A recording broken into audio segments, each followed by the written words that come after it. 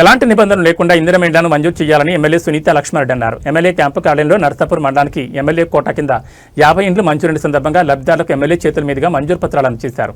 ఈ సందర్భంగా ఎమ్మెల్యే సునీత లక్ష్మారెడ్డి మాట్లాడుతూ ఇల్లు కట్టుకునే వారికి ఎలాంటి నిబంధనలు లేకుండా ఇల్లు లేని ప్రతి ఒక్కరికి ఇండ్లను మంజూరు చేయాలని ఆమె ప్రభుత్వానికి కోరారు.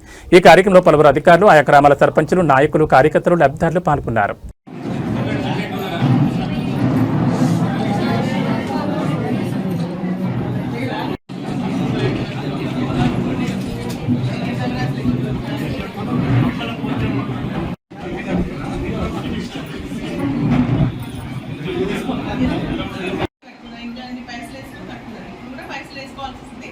కానీ ఎంత మోడల్ ఎట్లయితే ఇస్తున్నా అంతనే కట్టుకోవాల్సి వస్తుంది.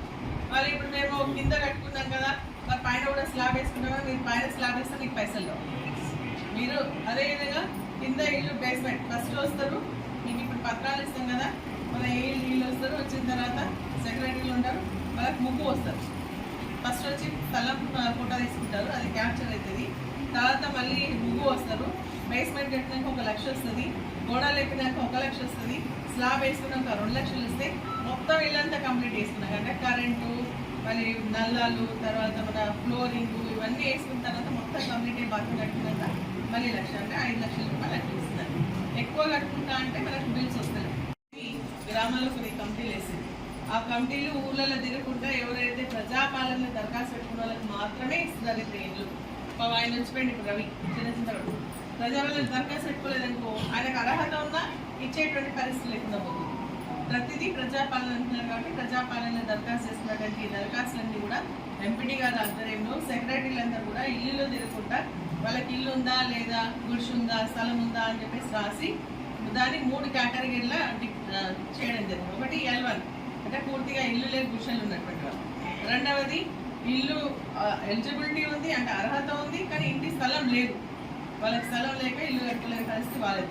మూడవది ఇప్పుడు మన డీగా చెప్పినట్టుగా వెంకలు వేసుకున్నాయి కానీ, రేకులు ఉన్నటువంటి ఇండ్లు కానీ, లేదంటే స్లాబ్ వేసుకున్నటువంటి ఇండ్లు కానీ, అంటే ఇండ్లు ఉన్నాయి మొత్తానికి వాళ్ళకి సొంత ఇండ్లు ఉన్నాయి, వివిధ రూపాల్లో ఉన్నాయి.